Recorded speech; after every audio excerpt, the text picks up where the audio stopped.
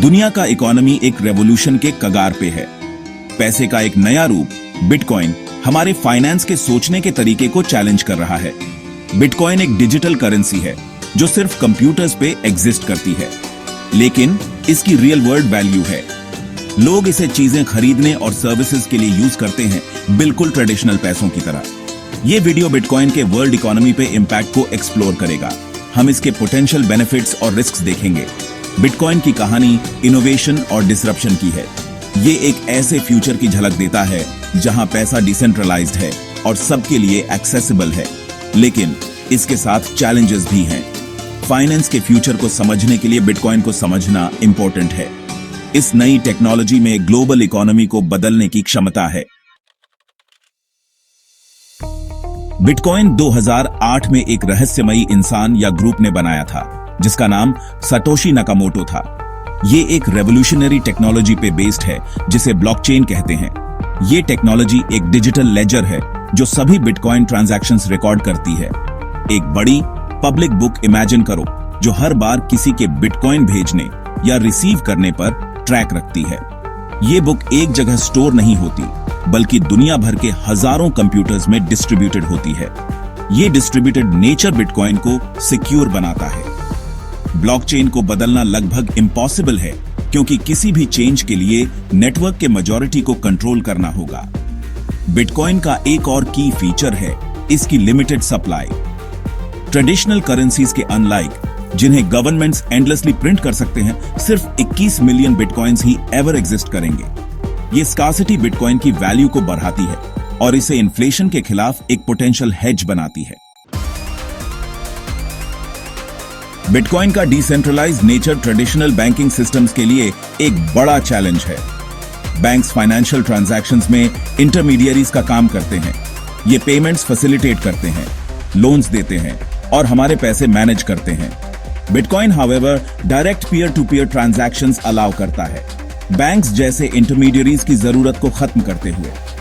इसमें financial services को ज्यादा एक्सेसिबल और अफोर्डेबल बनाने की क्षमता है, खासकर डेवलपिंग कंट्रीज में जहां ट्रेडिशनल बैंकिंग इंफ्रास्ट्रक्चर लिमिटेड है। लेकिन इस डिसरप्शन से रिस्क्स भी हैं।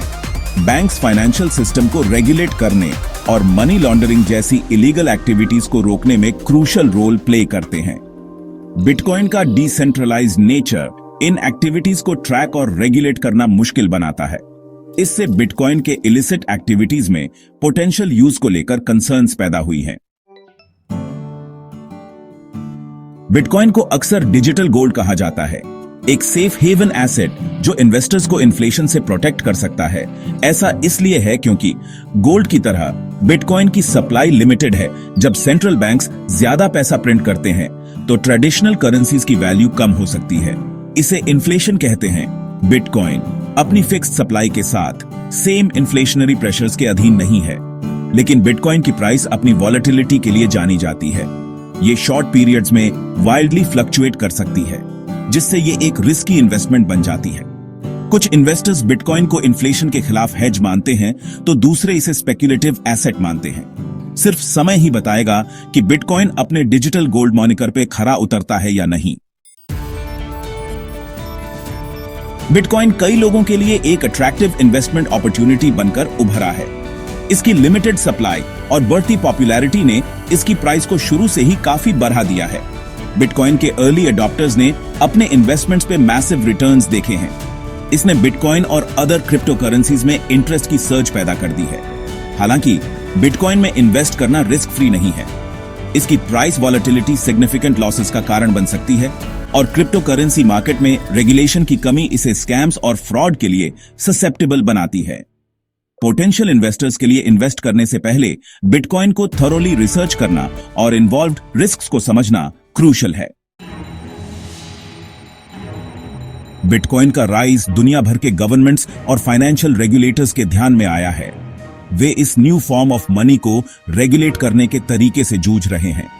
कुछ कंट्रीज ने बिटकॉइन को अपनाया है, रेगुलेटरी फ्रेमवर्क्स बनाए हैं जो इनोवेशन को फॉस्टर करते हैं।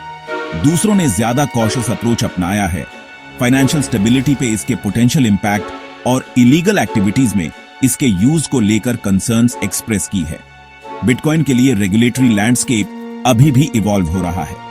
गवर्नमेंट्स इनोवेशन को फॉस्टर करने और कंज्यूमर्स को प्रोटेक्ट करने के बीच बैलेंस बनाने की कोशिश कर रहे हैं। इस रेगुलेटरी प्रोसेस का आउटकम बिटकॉइन के फ्यूचर और मेन स्ट्रीम द्वारा इसे अडॉप्ट करने पे सिग्निफिकेंटली इंपैक्ट डालेगा। बिटकॉइन पर की जाने वाली क्रिटिसिज्म्स में से एक इसकी स्केलेबिलिटी है। बिटकॉइन नेटवर्क पर second limited number of transactions he process कर सकता है। इससे स्लो ट्रांजैक्शन टाइम्स और हाई फीस हो सकती है, खासकर हाई नेटवर्क एक्टिविटी के दौरान।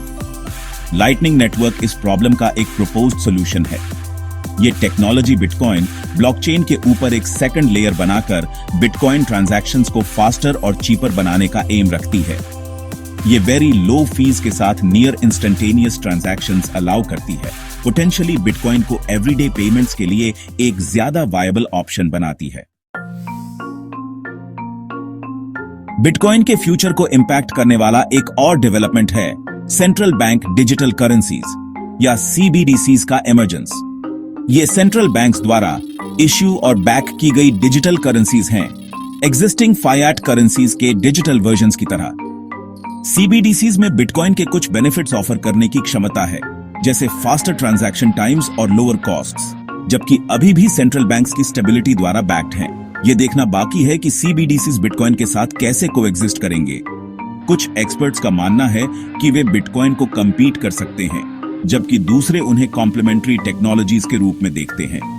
CBDCs का डेवलपमेंट अभी भी अपने अर्ली स्टेजेस में है और क्रिप्टो करेंसी लैंडस्केप पर उनका इंपैक्ट अभी पूरी तरह से समझा नहीं गया है। बिटकॉइन पैसे के बारे में हमारे सोचने के तरीके में एक पैराडाइम शिफ्ट रिप्रेजेंट करता है। ये ट्रेडिशनल फाइनेंशियल सिस्टम को चैलेंज करता है और एक ऐसे फ्यूचर की झलक देता है जहां पैसा डिसेंट्रलाइज्ड, एक्सेसिबल और बॉर्डरलेस है। हालांकि इसके साथ रिस्क्स और चैलेंजेस भी हैं, जिनमें प्राइस वॉलेटिलिटी, रेगुलेटरी अनसर्टेनिटी और मिसयूज की पोटेंशियल शामिल है। बिटकॉइन एक फाइनेंशियल रेवोल्यूशन स्पार्क करता है या ऑब्सक्यूरिटी में फेड हो जाता है, ये देखना बाकी है। इसकी सक्सेस वेरियस फैक्टर्स पर डिपेंड करेगी, जिनमें टेक्नोलॉजिकल एडवांसमेंट्स, रेगुलेटरी डेवलपमेंट्स और अंततः पब्लिक द्वारा इसे एडॉप्ट करना शामिल है। एक बात तय है, बिटकॉइन ने पैसे के फ्यूचर के बारे में एक डिबेट इग्नाइट की है, एक डिबेट जो आने वाले सालों तक जारी रहने की संभावना है।